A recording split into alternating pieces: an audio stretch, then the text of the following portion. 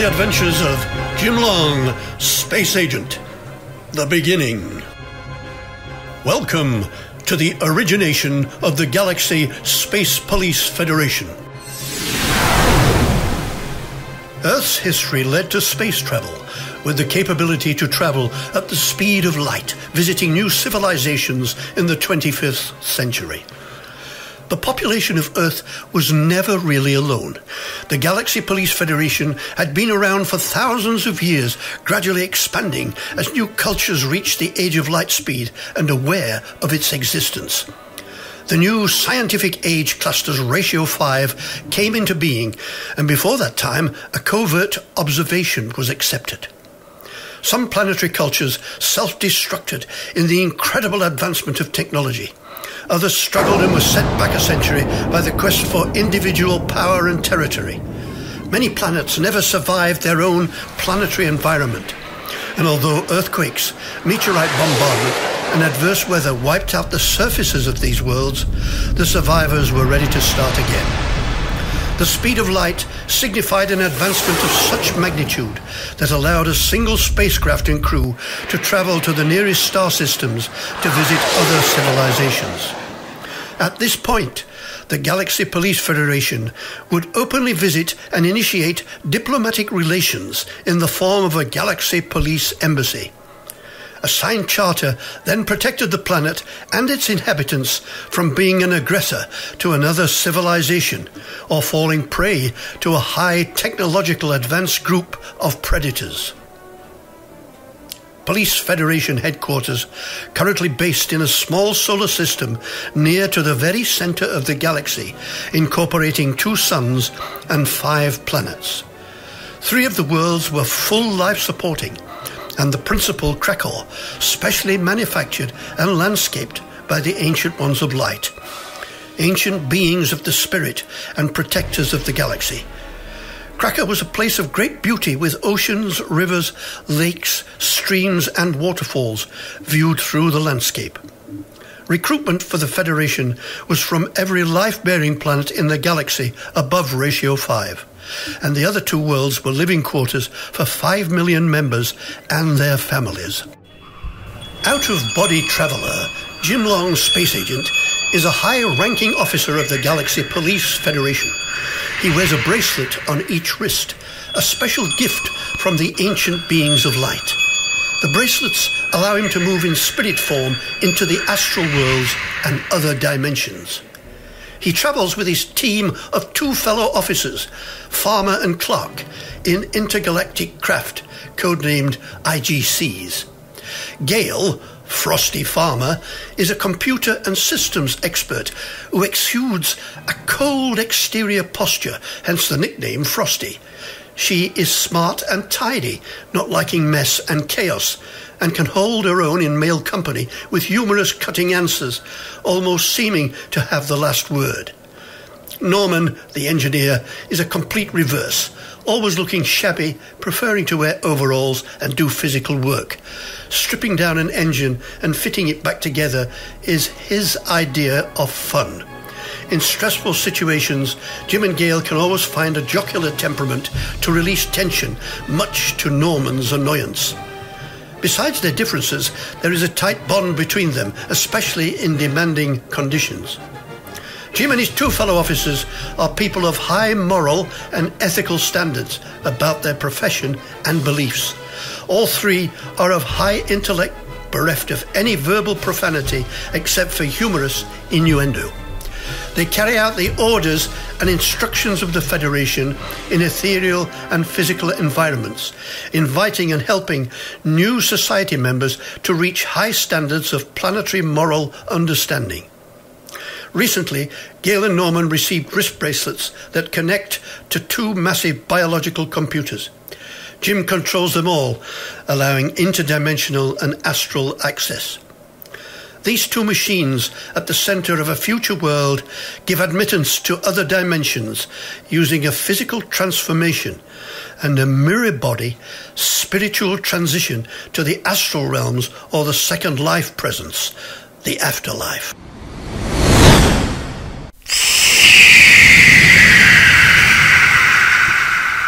A short synopsis of the second book in the series, The White Hole. A white hole is traversing through our universe so quickly that it moves through time itself. A missing space station with senior officers on board causes Jim to use his bracelets, catapulting him into an almost negative dimension, defying the laws of physics. In a limited time, he has to find the missing officers amidst a universe of planetary chaos, a runaway moon moving toward them, and the puzzle of a huge, ancient mystic machinery.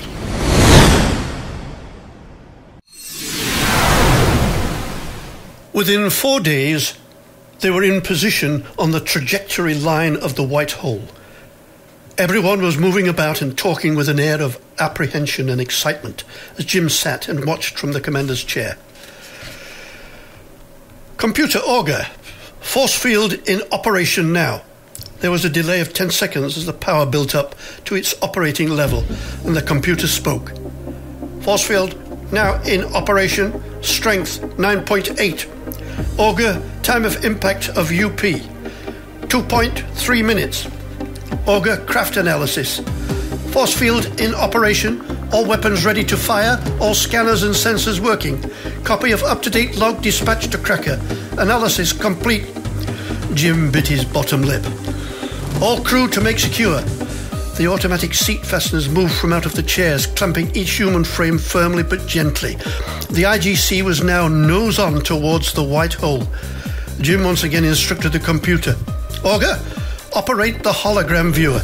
A stream of light joining the two orifices together, top and bottom, expanded into an oval-shaped picture from the front of the craft. Suddenly, a bright star appeared, gaining in brilliance.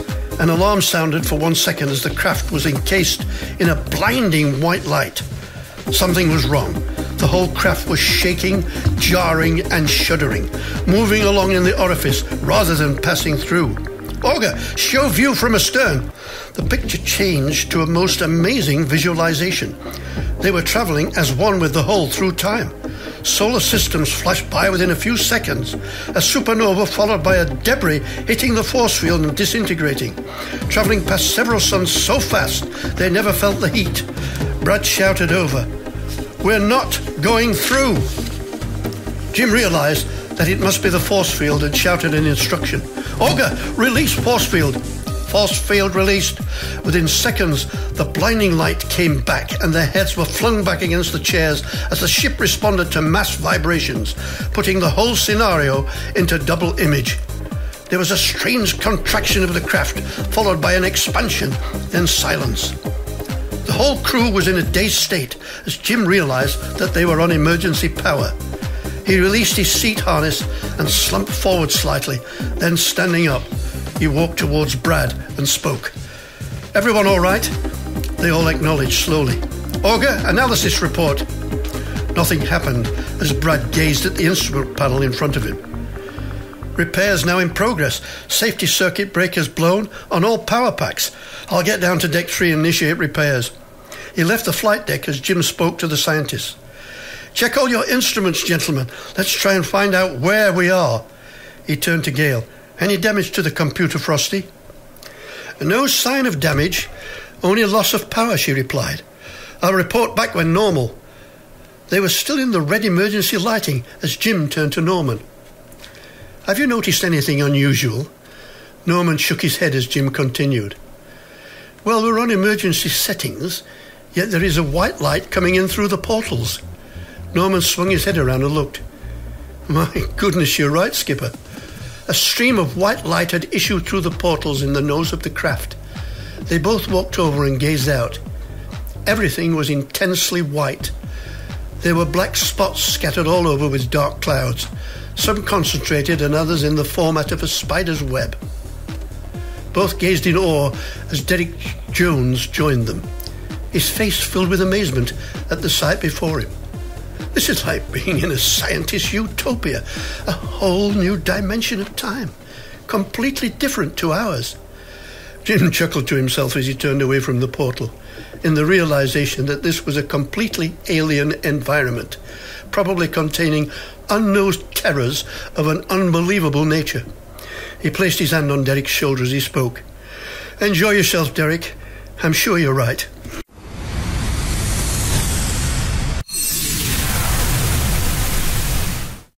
You have been listening to a Jim Long Space Agent podcast.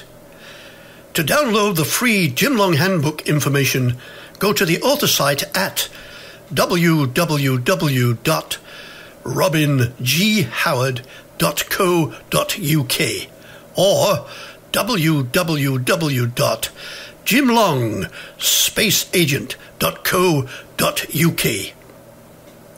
Go and download your free copy now.